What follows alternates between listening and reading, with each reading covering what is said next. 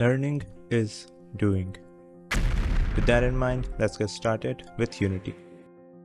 First up, we need to get the Unity Hub, which is basically a manager for all your projects that you will or won't complete. Sorry. So simply just type Unity Hub, download the first link, and then just simply install it. Upon opening, we need to create a Unity account. So it will redirect to Unity's website, and we can follow simple steps to make your account. And on the last screen, we will be redirected back to the hub. Now there will be a prompt to install Unity editor. Remember, this was just a manager. We need to install the main thing, which is the editor.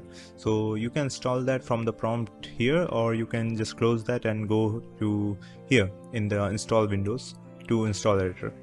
And I would highly recommend installing the LTS version, which is for the long-term support. Now you of course won't have all these projects here. So yeah, let's to start off, just click new project and you will see these templates. Now if you have worked with the Microsoft Office tools, these do exactly the same things, just make our lives easy.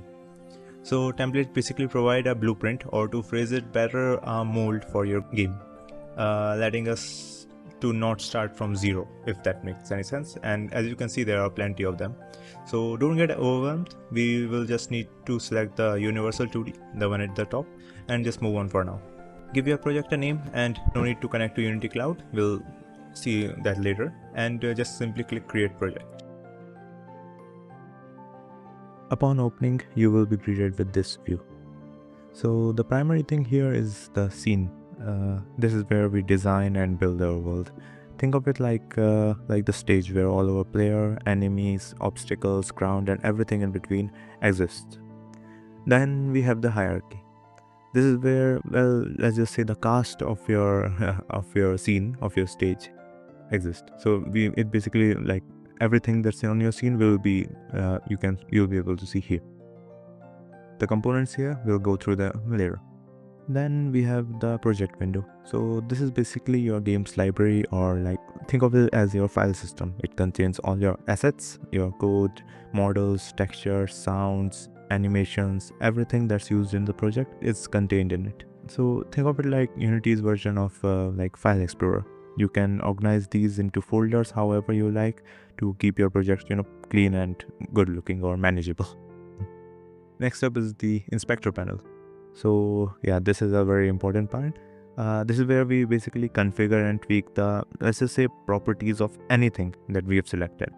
It can be from your project window, it can be from your sample, it can be from your scene, or basically anywhere, right? You can so say, like, if you click on an object or in your scene or hierarchy, its position, rotation, scale, and all of that stuff will be shown up here. All the scripts that's applied to it you will see them here. Remember, we're gonna do a lot of fine tuning in this section. We're gonna spend a lot of time on the inspector panel. Okay, then comes the toolbar. At the top of the screen is the toolbar. We can of course control the play, pause, and then of course we can rotate, move objects here. By the way, just so you know, we are currently in the 2D scene because, well, the template that we selected is for 2D. If we simply just go over here, and you can see the toggled on, the scene is in 2D view. If we just tap on that, there we go. Now we have switched to 3D mode. So as you can see in here, there are basically three main axes, the X, Y, and Z axis. And this is basically the 3D plane where all of the stuff happens. It's in the scene view. Oh, by the way, just so you know, how I'm moving this is that if you click if you just use the right click and then just rotate your mouse, you can just look around in the scene view. Remember, this doesn't affect anything in your scene view. This is just for us to rotate. And then in order to move, just while you are holding this, use WSAD to move.